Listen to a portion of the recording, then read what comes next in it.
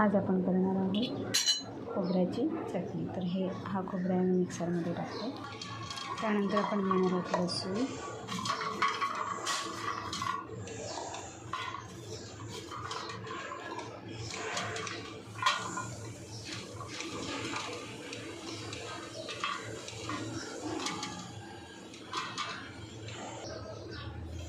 त्यानंतर घेणार आहोत जिरा,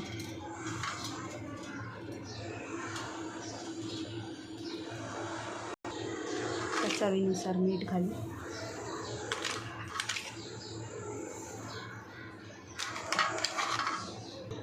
त्याच्यामध्ये मी या मिरच्या घातल्या.